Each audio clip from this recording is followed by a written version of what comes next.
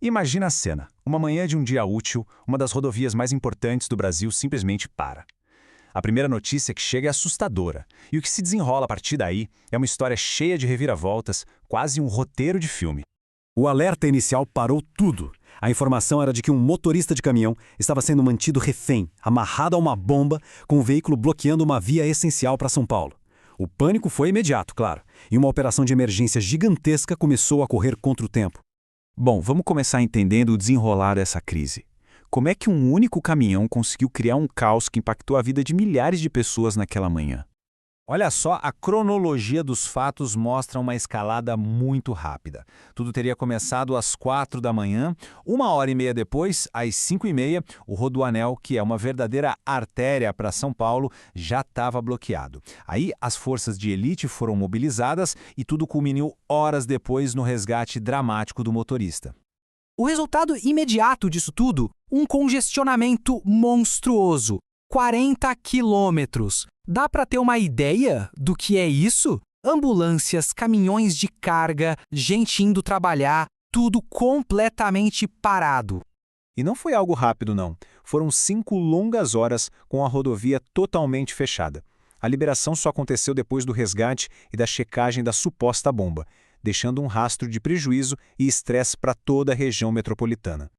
E essa era a história que, em tese, justificava todo aquele caos. O relato do motorista era de um sequestro com muita violência, uma ameaça real e iminente. Era a palavra de uma vítima contra o relógio. Mas será que os fatos batiam com essa versão? Então, com o motorista supostamente a salvo e a via liberada, a investigação de verdade começou. E para os detetives, as peças desse quebra-cabeça rapidamente começaram a não se encaixar. Pois é, desde o comecinho, os investigadores mais experientes já desconfiavam que tinha alguma coisa errada ali. A narrativa era muito dramática, mas ela tinha furos. A questão era, que falhas eram essas que podiam mudar completamente o rumo do caso? A história do sequestro começou a cair por terra por causa de 4 pontos principais. Imagens de câmeras que não batiam com o que ele contou, o depoimento de uma testemunha que viu algo diferente, as próprias contradições do motorista e, talvez o mais óbvio, a ausência total de qualquer vestígio dos tais criminosos. E aí veio a prova definitiva. As câmeras de segurança da rodovia revelaram uma cena no mínimo bizarra. O próprio motorista para o caminhão, desce tranquilo e ele mesmo atira uma pedra contra o para-brisa do veículo. Essa imagem mudou tudo. A declaração do delegado Márcio Fruert, responsável pelo caso, foi conclusiva. Depois de cruzar todas as informações, as imagens, os depoimentos, a polícia chegou a uma única certeza. Aquele crime de sequestro simplesmente nunca aconteceu. Bom, confrontado com as evidências, não tinha mais para onde correr. O motorista confessou. O sequestro, a bomba, o pânico que ele causou, tudo não passava de uma farsa muito bem elaborada por ele mesmo. A confissão do Denner Laurito dos Santos revelou um plano meticuloso. Ele montou a tal bomba na noite anterior, atirou a pedra para criar a ilusão de um ataque, posicionou o caminhão de propósito para bloquear a pista e, para finalizar, amarrou as próprias mãos para completar a encenação. E o tal artefato explosivo que mobilizou o esquadrão antibombas. Olha só do que era feito. Fio de fone de ouvido, fita crepe, papel alumínio, um tubo de gás portátil e água. Uma gambiarra, basicamente, que conseguiu parar uma metrópole.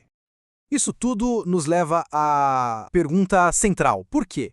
O que leva alguém a orquestrar uma coisa dessas?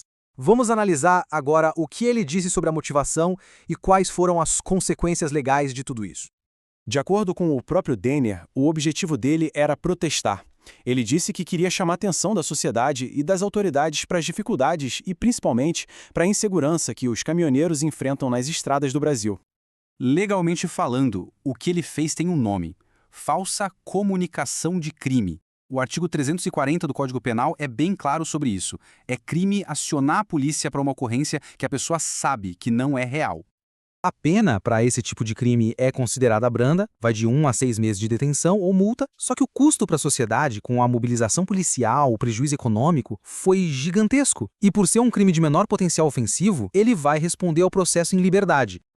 E para adicionar uma última camada de complexidade nessa história, uma informação sobre o passado do motorista veio à tona.